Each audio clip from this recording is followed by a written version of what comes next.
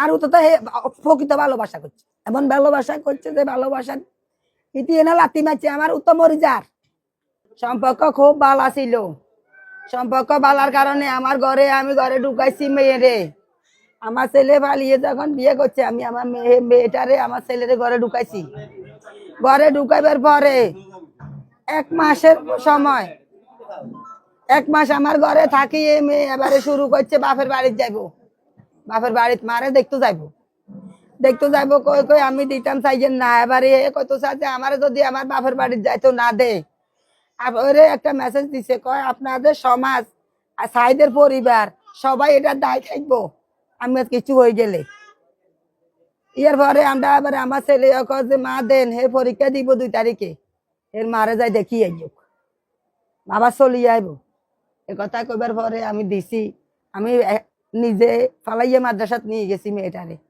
এখানে তাদের বিদায় অনুষ্ঠান, এর বাপেরে ডাকি ফোন দিয়ে আনি ফালাইয়া মাদ্রাসার গেটের সামনে তার বাপের হাতে উড়ে দিয়ে আইছি আমি মেয়েটারে। 3 দিন থাকি, 3 রয়েছে বাড়ির যাওয়ার সাথে সাথে আমাদের সাথে যোগাযোগ বন্ধ, কারোর সাথে আর কোনো যোগাযোগ নেই, কথা নেই। আমার ছেলে ফোন দিলে ছেলের ফোনও ধরে না, আমি দিলে আমার ফোনও ধরে না। আমার ছেলে এবারে পাগলের মতো হয়ে গেছে, কিরে রে আমি যাইতে দিলাম আমার সাথে যোগাযোগ কেন করে না। এরপরে এবারে আমি দিছি ফোন, হে ধরে না। এবারে আমার কাছে আমুরে ঢুকাই গিয়ে আমার কাছে ফোন ধরেন না, তো না দিলে হের বাপের কাছে দিছি ফোন।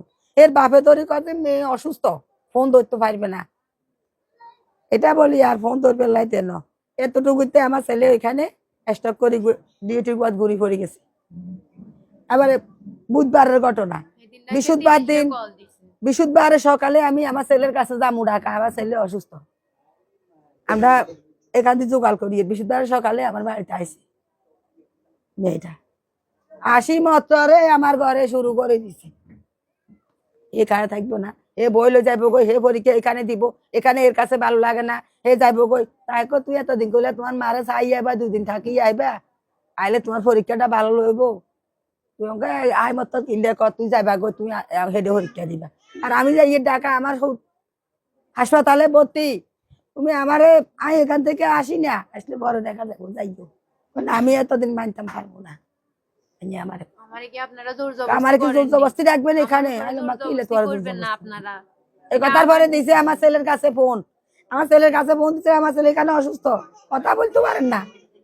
এর পরে আমার ছেলের আমার ছেলে কয় যে তুমি কি চাও, তুমি কোথাও বাপের বাড়ির যাইবা, যাই ওখান থেকে চলে আসবা, 2-4 দিন থাকি, তোর এখন আসো কি চাও তুমি? আমি কিছু চাই না, আমি তোর কাছে ডিভোর্স চাই। এবার আমার ছেলে ও মা আমুরে এতে কিয়া কর, হ্যাঁ আমি কিয়া কইলো, আম্মু কিয়া কইলে কথা কই আমার ছেলে আবার এখানে মরে যার, আবার টানি নিয়ে একশো উড়ে ফেলে দিচ্ছে। আমরা আবার গেছি গো ঢাকা। ঢাকা যাওয়ার পর হইতে আমি 6 দিন ওখানে ভর্তি ছিলাম রাজারবাগ মেডিকেল, আমার ছেলের লই ভর্তি থাকার পরে এরা 1 সপ্তাহ ছুটি দিছে, আমি আমার ছেলের লই আবার বাড়িতে আইছি। আসার পরে আমার ছেলে কয়েকবার মেয়ের সাথে যোগাযোগ করতে চাইছে, এরা দেনা যোগাযোগ করবেন লাই, কল দিলে পলক মারি দি, মেয়ের বাপের কাটতে দিলে মেয়ের বাপে কল দে না, ফোন দে না মাইয়ারে, এমনি করে করে যোগাযোগ করতো দেন আমার ছেলেরে। না দেওয়ার পরে 7 দিন ছুটি কাটে, আমার ছেলে রাখা গেছে গা।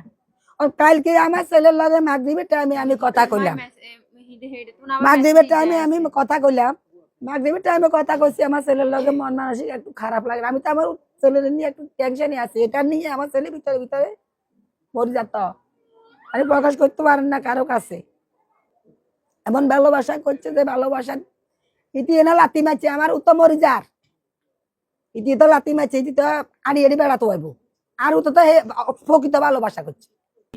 গতকালকে আমার, আমি তো এতটুকু জানি না, গতকালকে আমার ছেলের লগে বলে কি জানি ভাড়াইছে, এটা তো কি মোবাইলে কথা কইছে না ডিভোর্স লেটার ভাড়াইছে, আমি এটা শিউ জানি না।